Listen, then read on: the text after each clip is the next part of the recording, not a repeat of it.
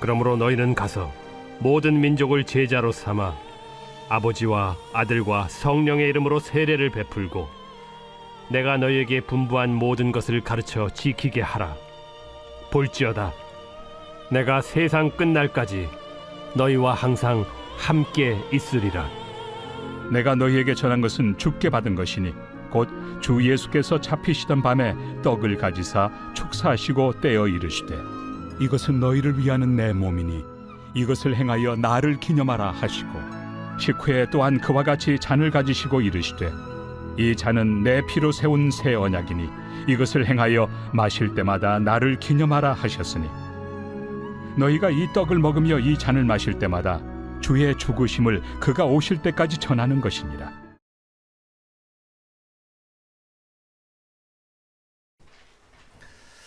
할렐루야. 오늘 또 풍성하신 하나님의 은혜가 여러분과 함께하기를 주의 이름으로 축원을 드립니다. 우리 옆사람, 우리 앞뒤 사람 돌아보면서 함께 인사 나눕니다. 반갑습니다. 사랑합니다. 잘 오셨습니다. 무엇이든지 그 의미와 가치를 아는 것과 그 의미와 가치를 모르는 것의 차이는 엄청나게 큽니다. 다이아몬드의 가치를 아는 사람은 그것을 바라보는 순간 눈빛이 다릅니다.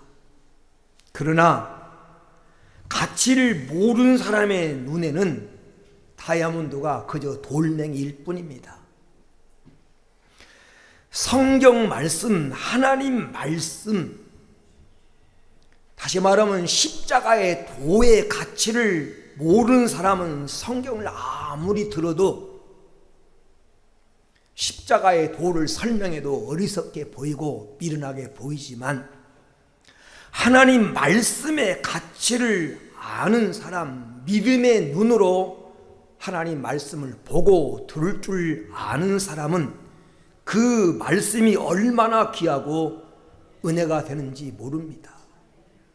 그래서 바울은, 성경 속에 나타난 바울은 구원받은 우리에게는 하나님의 능력이라 이렇게 말씀했습니다. 다윗은 하나님 말씀을 듣고 하나님 말씀을 읽을 때 하나님 말씀의 맛이 어찌 그리 내 입에 단지요 꿀보다 더하고 송이 꿀보다 더하니이다. 그래서 하나님 말씀은 내 재산입니다. 내가 월급을 받는 것보다, 보너스를 받는 것보다, 유산을 받는 것보다 하나님 말씀은 내게 큰 재산입니다. 이렇게 고백을 했습니다. 오늘 우리가 행하려고 하는 이 성례 예식도 마찬가지입니다. 이 성례 예식의 의미를 알고 참여하는 사람과 그 의미를 알지 못하고 참여하는 사람의 차이는 크다고 할 것입니다. 우리 기독교에는 주님이 행하셨고 또 행하라고 명령한 의식, 그래서 우리가 계승하고 후대에 전승시켜야 될 성례, 거룩한 예식 두 가지가 있습니다. 그 두 가지를 오늘 우리가 행하려고 하는데 성례의 의미와 축복을 알고 행하는 게 중요하다. 그러면 이 두 가지 성례가 무엇입니까? 첫째가 세례입니다. 예수님이 친히 세례를 받으셨고 그리고 교회가 세상 끝날까지 지켜야 할 의식이라고 하셨습니다. 마태복음 오늘 우리가 읽은 본문 28장 19절에서 20절에 그러므로 너희는 가서 모든 민족으로 제자를 삼아 아버지와 아들과 성령의 이름으로 세례를 베풀어라 이렇게 말씀하셨습니다. 마가복음 16장 16절에서는 믿고 세례를 받은 사람은 구원을 얻을 것이요, 믿고 세례를 통해서 우리가 겉도로 나타나는 가시적으로 예수님이 나의 구주임을 고백하는 사람이 구원을 받는다라는 말씀입니다. 그럼 세례의 의미가 무엇입니까? 세례의 의미. 첫 번째로 세례는 예수와 함께 죽고 다시 살아나는 의식입니다. 우리 장로교에서는 세례를 베풀 때 약식으로 물을 뿌리거나 얹습니다. 그런데 원래 세례의 의미는 침례입니다. 물속에 들어갔다가 나오는 것입니다. 물속에 들어가는 순간 내가 내 인생의 주인이었던 옛 자아가 죽고, 그래서 물속에서 다시 올라오는 순간 예수 그리스도와 함께 하나님이 주인된 새로운 피조물로 살아난다고 하는 상징적인 의미가 바로 세례입니다. 로마서 6장 4절에 이렇게 표현합니다. 우리가 그의 죽으심과 합하여 세례를 받음으로 그와 함께 장사되었나니, 이는 아버지의 영광으로 말미암아 그리스도를 죽은 자 가운데서 살리심과 같이 우리로 또한 새 생명 가운데 행하게 하려 하심이라. 우리가 세례 받을 때 물속에 들어갔을 때 예수님이 무덤에 들어가서 장사된 것처럼 예수가 죽는 순간에 우리도 함께 죽었고, 예수님이 하나님의 능력으로 부활하심 같이 우리가 물에서 올라오는 순간에 새 사람으로 살아났다. 이 의식이 바로 세례라는 것입니다. 골로새서 2장 12절에서도 너희가 세례로 예수 그리스도와 함께 장사되고 또 죽은 자들 가운데서 그를 일으키신 하나님의 역사를 믿음으로 말미암아 그 안에서 함께 일으키심을 받았느니라. 그러므로 세례란 새 사람 된 의식, 내가 새 사람 되었다고 하는 눈에 보이는 가시적인 예적 표현이 바로 세례라는 것입니다. 그래서 고린도 후서 5장 17절에 그런즉 누구든지 그리스도 예수 안에 있으면 새로운 피조물이라, 이전 것은 지나갔으니 보라 새 것이 되었도다. 우리의 옛 습관, 우리의 옛 본성, 조상들로부터 유전으로 받은 망령된 행실은 세례 받을 때 예수님과 함께 죽었다고 여기십시오. 옛사람은 죽었습니다. 이제 예수 그리스도 안에서 새로운 피조물이 되었습니다. 세례 받은 사람은 그래서 새 사람입니다. 이 의식이 바로 세례다. 두 번째, 세례는 예수 그리스도와 하나 되는 연합 의식입니다. 연합 의식. 갈라디아서 3장 26절과 27절에 너희가 다 믿음으로 말미암아 그리스도 예수 안에서 하나님의 아들이 되었으니 누구든지 그리스도와 합하기 위하여 세례를 받은 자는 그리스도로 옷 입었느니라. 하나님의 아들 예수를 믿는 사람이 세례를 받음으로 예수와 합했다, 연합되었다. 다시 말하면 예수님을 새 사람으로 입은 것이다.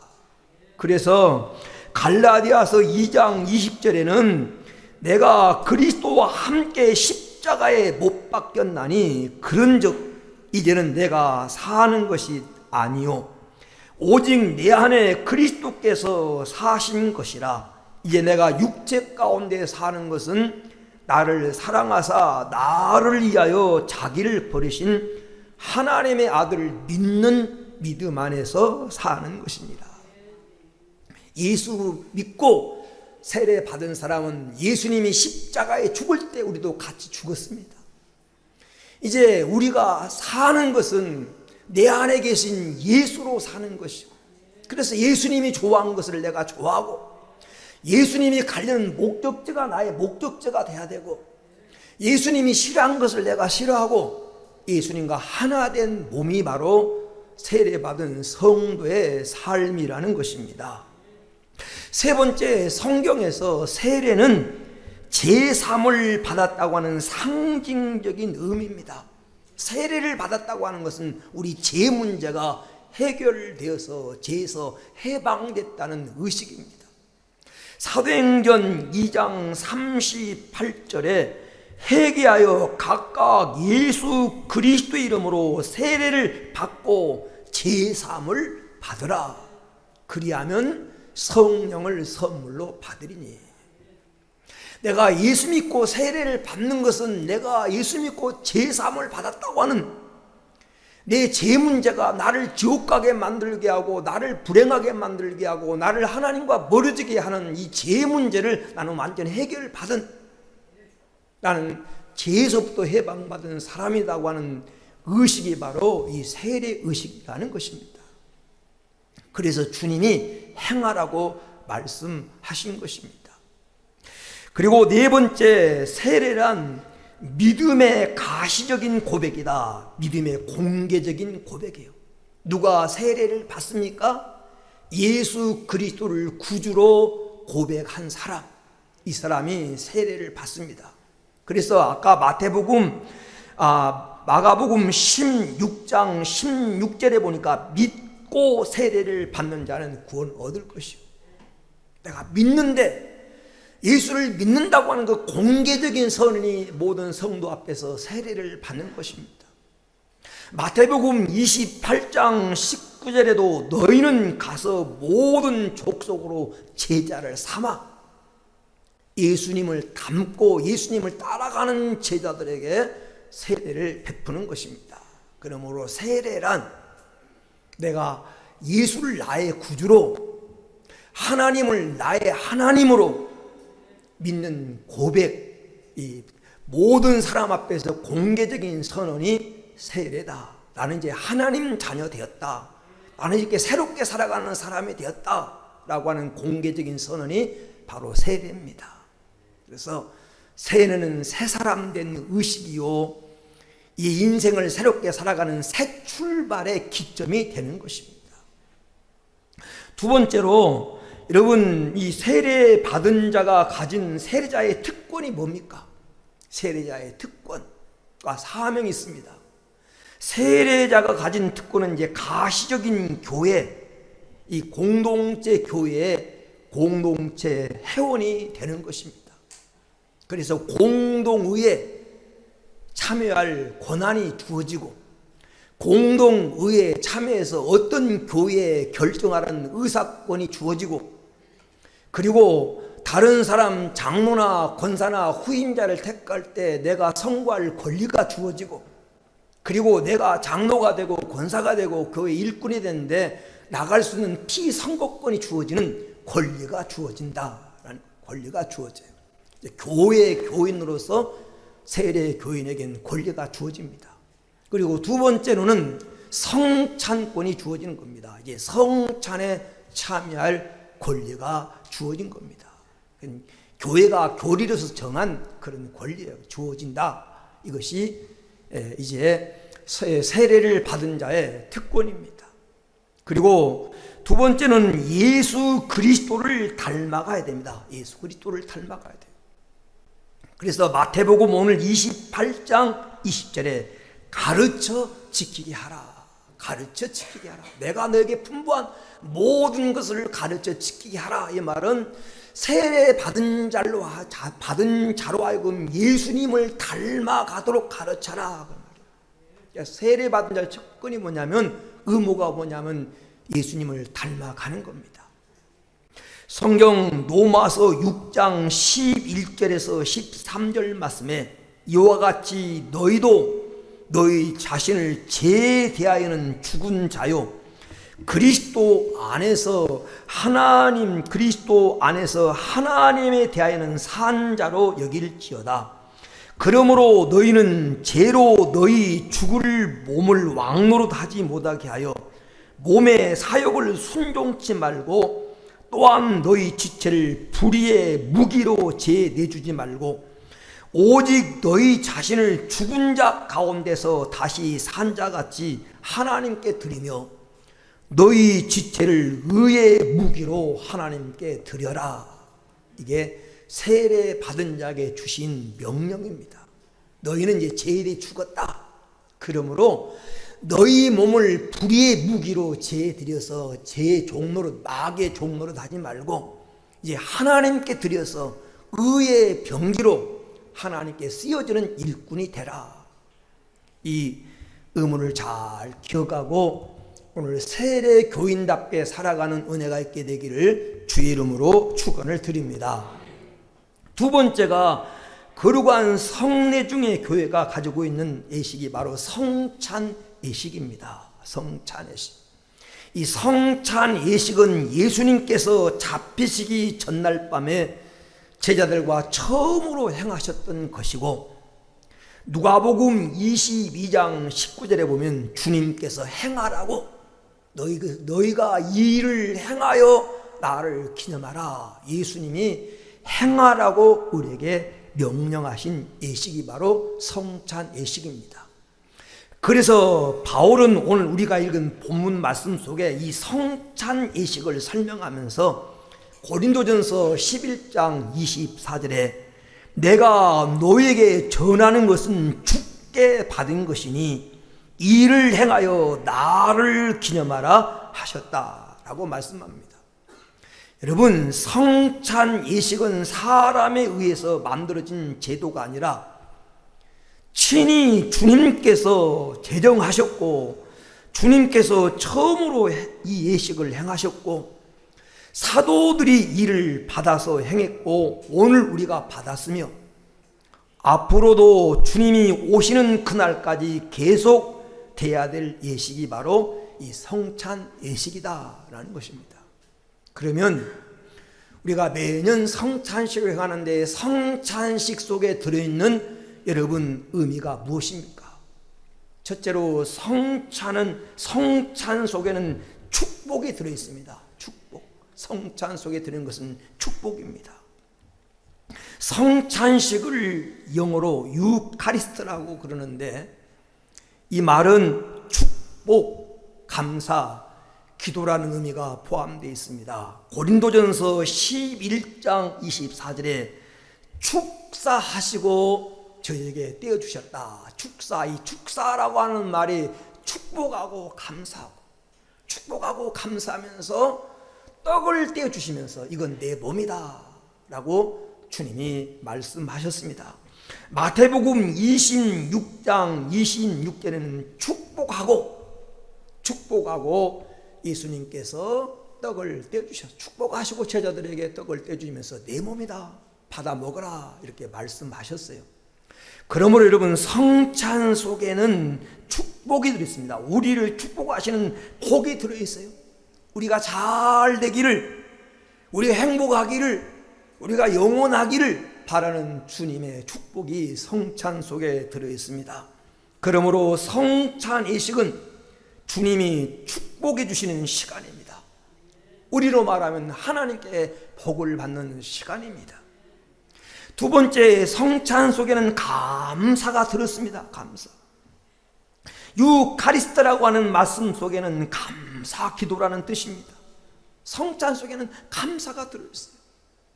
마태복음 26장 27절에 잔을 가지사 감사 기도하시고 그들에게 주셨다.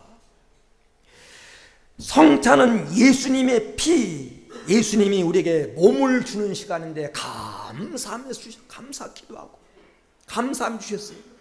예수님이 자신을 우리에게 주면서 희생하면서 감사하고 주셨다면 우리도 감사함으로 받는 겁니다. 성찬은 어떻게 받는 거라고요? 감사한 마음으로 받는 겁니다.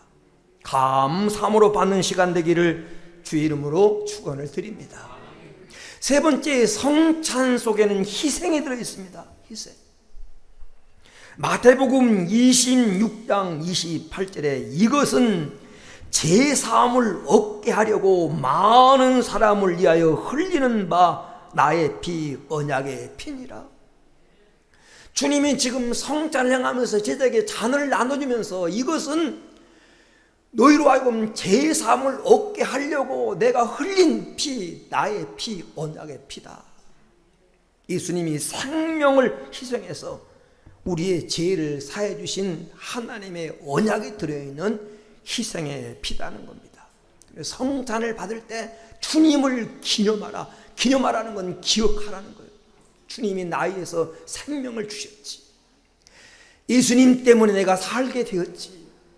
예수님 때문에 내가 영원한 생명을 얻게 되었지. 이것을 우리가 기억하면서 참여하는 겁니다. 왜? 예수님의 값비싼 희생이 들어있기 때문에. 네 번째, 성찬 속에는 명령이 들어있습니다. 명령. 고린도전서 11장 24절에 이것을 행하여 나를 기념하라. 성찬을 행해서 첫 번째가 예수님을 기념하라는 기억하라. 잊지 말아라. 성찬에는 명령이 들어있는데 성찬에 참여한 자는 주님을 잊어서는 안 됩니다. 주님과의 관계, 주님이 나를 어떻게 사랑했는가, 주님의 사랑, 주님이 어떤 희생을 치렀는가, 그것을 잃어버리지 말라라는 것입니다. 성찬 속에는 이 명령이 들어있어요. 두 번째, 성찬 속에는 오늘 가서 내가 너에게 행한 것을 내가 올 때까지 전하는 것이니라. 바로 복음을 전할 사명이 성찬 속에는 주어져 있습니다. 그리고 성찬 속에는 다섯 번째로 언약이 들어있습니다. 언약. 성찬 속에는 언약이 들어있어요. 어떤 언약이라고 하는 건 약속, 계약이 들어있어요. 고린도전서 11장 25절에 보니까 이 잔은 내 피로 세운 새 언약이니 이것을 행하여 나를 기념하라. 행하여. 예수님 피로 세운 새 언약 계약이다. 그러면 성찬 속에는 어떤 계약이 들어있습니까? 첫째는 구원의 언약입니다. 구원의 언약. 영생의 언약입니다. 요한복음 5장 24절에 내가 진실로 너에게 이르노니 네 말을 듣고 나 보내신 이를 믿는 자는 영생을 얻었고 심판에 이르지 아니하나니 사망에서 생명으로 옮겨졌느니라. 영생에 대한 언약. 예수님을 나의 구주로 믿고 하나 된 사람에게는 예수님이 생명입니다. 그 생명을, 영원한 생명을 주시겠다는 생명의 언약. 우리는 영생의 약속을 받은 자입니다. 두 번째는 천국의 언약입니다. 천국의 언약. 성경 보면 내가 너희를 위하여 처소를 예비하러 가는데 나 있는 곳에 너희도 있게 하리라. 구원의 언약, 하나님의 천국의 언약. 두 번째가 구원의 언약입니다. 영생의 언약, 구원의 언약. 하나님 우리 구원을 주셨고 우리에게 천국을 약속했어요. 요한복음 14장 1절에 내가 너희를 처소를 예비하러 간다. 그래서 나 있는 곳에 너희도 있게 하리라고 하는 이 약속이 성찬 속에는 들어있는 것입니다. 그런가 하면 성찬 속에는 동행의 약속이 들어있어요. 동행. 내가 세상 끝날까지 너희와 항상 함께 있으리라. 하나님이 이 예수님을 믿고 거룩한 예식에 참여한 자에게 주신 약속, 오늘 본문 마태복음 28장 20절에 세상 끝날까지 내가 항상 너희와 함께 있으리라. 그리고 다섯 번째는 재림의 약속이에요. 재림의 약속. 성찬 속에는 내가 다시 오겠다. 그래서 오늘 본문 말씀 속에 그가 오실 때까지 전하는 것이니라. 그가 오실 때까지. 요한계시록에 오면 내가 속히 오리라. 내가 속히 오리라. 우리는 재림의 약속을 받은 자입니다. 성찬 속에는 이 언약이 들어있다. 이 약속을 붙들고 성도가 신앙생활하는 것입니다. 그리고 끝으로 성찬 속에는 사명이 들어있어요. 사명. 아까 말한 대로 성찬 계승의 사명. 성찬 계승의 사명. 누가복음 22장 19절에 이를 행하여 나를 기념하라. 주님이 이를 행해서 나를 기념하라고 하는, 우리는 성찬을 계승해야 할 사명이 주어진 것입니다. 고린도전서 11장 25절에도 이를 행하여 나를 기념하라 하셨어요. 그리고 두 번째는 증인의 사명, 증인의 사명. 고린도전서 11장 26절에 주의 죽으심을 그가 오실 때까지 전하는 것이니라. 우리에겐 전도, 성찬에 참여한 자에게는 전도의 사명이 주어진 것입니다. 이 의미를 알고 우리가 성찬에 참여하는 것이 중요하다. 그래서 성찬의 의미를 저는 세 가지로 정리했습니다. 성찬의 의미가 뭐냐? 첫째는 신령한 결합의식이다. 신령한 결합의식. 아까 세례가 주님과 내가 하나 된 의식이라면 성찬도 마찬가지입니다. 주님과 내가 결합한 의식이 바로 성찬입니다. 마태복음 26장 26절에 받아서 먹으라. 이것은 내 몸이다 그랬어요. 마태복음 26장 27절에 보니까 너희가 이것을 다 마시라. 나의 피, 언약의 피다. 이게 먹으라. 그리고 마시라. 이 말은 내 것을 삼으라는 것입니다. 내 것을 삼으라. 여러분, 고린도전서 10장 16절 17절에 보니까 잔은 예수의 피에 참여하는 것이고 떡은 예수님의 몸에 참여한 것입니다. 그러므로 성찬에 참여한 것은 예수님과 한 몸이 됐다고 하는 신령한 결합의식이라는 것입니다. 주님이 내 안에, 내가 주님 안에 사는 의식. 그래서 너와 나는 하나라고 하는 그런 의식이 바로 성찬의 의식입니다. 예수님이 여러분 몸에 성전 삼고 와 계신다고 하는 이 의식을 가지고 세상을 살아가는 승리자가 되기를 주의 이름으로 축원을 드립니다. 두 번째, 성찬은 생명 수여식이다. 생명 수여식. 요한복음 6장 53절에 인자의 살을 먹지 않고 인자의 피를 마시지 아니하면 너희 속에 생명이 없느니라. 피는 생명입니다. 레위기서 17장 11절에 말한 대로 피는 생명인데, 성찬은 예수님의 피를 내가 받는다고 하는, 마신다고 하는 상징적인 의미입니다. 이 말은 다시 말하면 예수 생명을 받는 의식입니다. 예수님의 생명은 영원한 생명입니다. 죽어도 다시 사는 생명이요, 영원한 천국에서 영생을 누리는 생명인데, 이 생명을 받는 의식이 예수님의 피를 받는 의식, 이게 바로 생명 수여식이 바로 성찬의식이다. 세 번째, 여러분, 성찬은 사명을 받는 의식이다. 사명을 발견하고 사명에 눈을 뜨고 그리고 사명을 확인하는 그런 시간이 바로 성찬의 시간이에요. 아까 말했던 이 성찬 계승의 사명, 복음을 전할 사명을 다시 자각하는 시간이 바로 성찬을 받는 시간이다 라는 걸 기억하고, 이 예식에 참여함으로 하나님의 큰 은혜가 여러분 속에 함께 하게 되기를 주의 이름으로 축원을 드립니다. 기도합니다. 은혜로우신 하나님 감사합니다. 오늘 복되고 귀한 날 허락해 주시고 우리 사랑하는 성도들 하여금 거룩한 성례에 참여할 수 있는 은혜 주심을 감사합니다.